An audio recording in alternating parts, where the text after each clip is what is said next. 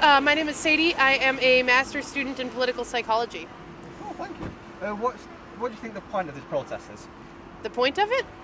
The point of it is that our lecturers are being pushed to the brink. They're working over 50 hours a week.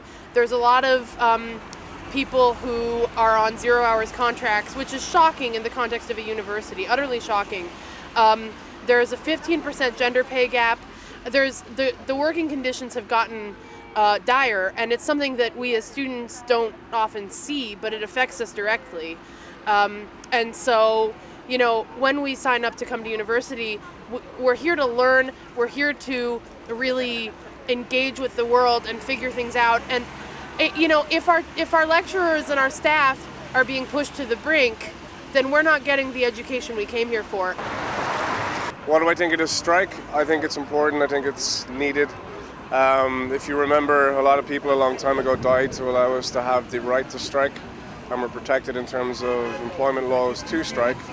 I think things have gotten to a point, it's sad that we have to do a strike, but the working hours and the pay and all these conditions keep getting worse and worse and worse. And it's really, really hard for me to stand here. It's hard for every academic and lecturer to stand here because we're letting students down, but it has to be done. There has to be a point where you say, you know what, that's too much, that's enough.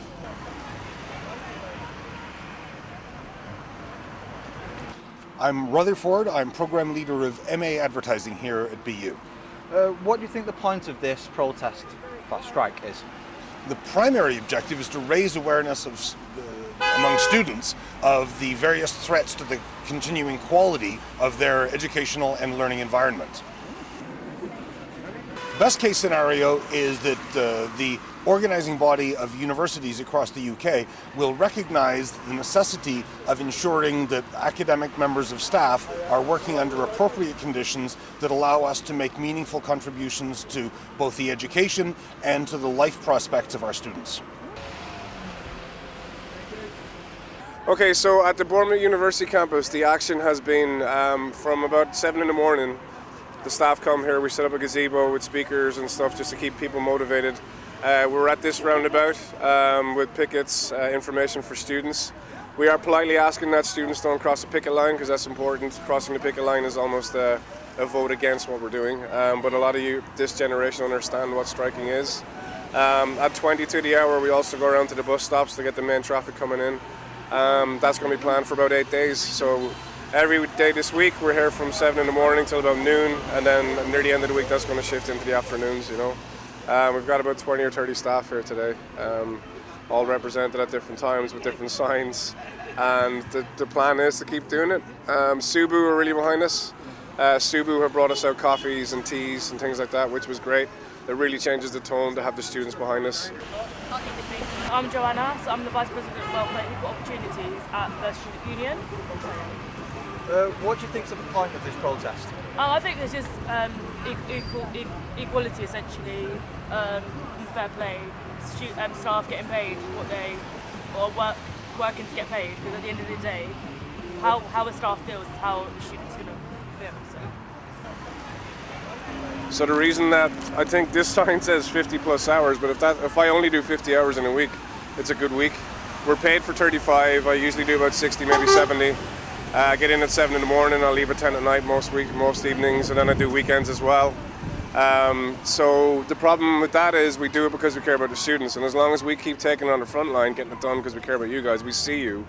It's easy for the top to keep asking for more and more and more. More administration, more hours, more leadership, more terms of negotiation in terms of how you get promoted, more pressure to do research and teach and have a professional career. So it's like, I think a lot of staff are stressed, tired, and one of the key slogans of this whole campaign is our working environment is your learning environment. So it's not good holistically. If we're not well, you're not well,